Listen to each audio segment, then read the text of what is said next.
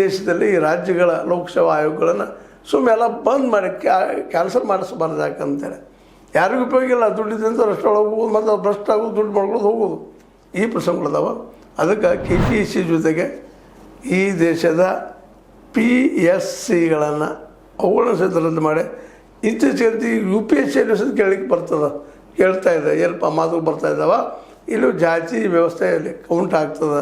ಆ ದಿಶೆಯಲ್ಲಿ ಈ ಒಂದು OBCಗೆ ಎಷ್ಟು % ಬಂದರು, ಎಷ್ಟು ಕಡಿಮೆ ಆದರು, ಮೇಲ್ಜಾತಿ ಎಷ್ಟು ಬರ್ತಾರೆ ಅನ್ನೋದು ಮೊನ್ನೆ ರಿಪೋರ್ಟ್ ಮಾಡಿ ಕಳಿಸಿದ್ರು. ಅದನ್ನು ಅವೆಲ್ಲ ಅಭ್ಯಾಸ ಮಾಡಿ ನೋಡಿದಾಗ ಈ ಎಲ್ಲ ಕಡೆ ಜಾತಿ, ದುಡ್ಡು ಇವುಗಳ ಕೆಲಸ ಈ KPSC UPSCನೆಲ್ಲ ಭಾಳಷ್ಟು ಅದನ್ನು ಕಂಡು ಬರ್ತಾಯಿದೆ. ಇದನ್ನು ತಿದ್ದುದು ಯಾವಾಗ ಗೊತ್ತಿಲ್ಲ. ಇದಕ್ಕಿರೋ ಪರಿಹಾರ ಒಂದು ಇಡೀ ಜನ ಸಮುದಾಯ education, well education, higher education, basically ಬರೀ ಅಕ್ಷರ ಜ್ಞಾನದಷ್ಟೇ ಅಲ್ಲ, ಸ್ವಂತ ಚಿಂತನೆ ಮಾಡೋದು, ಶಕ್ತಿ ಬೆಳೆಸುವಂಥ ಶಿಕ್ಷಣ ಎಲ್ಲರೂ ಸಿಕ್ಕರೆ ಏನೋ ಒಂದಿಷ್ಟು ಆಗ್ಬೋದು. ಇಲ್ಲಾಂದ್ರೆ ಹಿಂಗೆ ಹೋಗುವಂಥದ್ದನ್ನೇ ಏನು KPSC ನಮ್ಮಂಥವ್ರು ಹಿಂಗೆ ಟೀಕಾ ಮಾಡ್ಕೋತಿರೋದು, UPSC ಟೀಕಾ ಮಾಡ್ಕೋತಿರೋದು, ಏನು ಆಗೋಂಗಿಲ್ಲ ಹೋಗೋಂಗಿಲ್ಲ, ಮತ್ತು ಆ್ಯಸ್ ಇಟ್ ಈಸ್ ಇರ್ತಾವೆ ಅನ್ನುವಂಥ ಮಾತನ್ನು ನಾವು ನೋಡಿದ್ವಿ.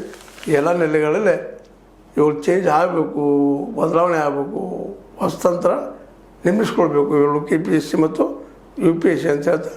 ಇದು ನಿಮಗೆ ಲೈಕ್ ಆಗಿರ್ಬೋದು. ಲೈಕ್ ಮಾಡಿ, ಶೇರ್ ಮಾಡಿ, ಕಾಮೆಂಟ್ ಮಾಡಿ, ಜೊತೆ ಸಬ್ಸ್ಕ್ರೈಬ್ ಮಾಡಿ. S16 ನ್ಯೂಸ್ ಅರ್ಥ ದೇಶ ನಮ್ಮದು ಸತ್ಯ ಕೈಗನ್ನಡಿ ವಂದನೆಗಳು.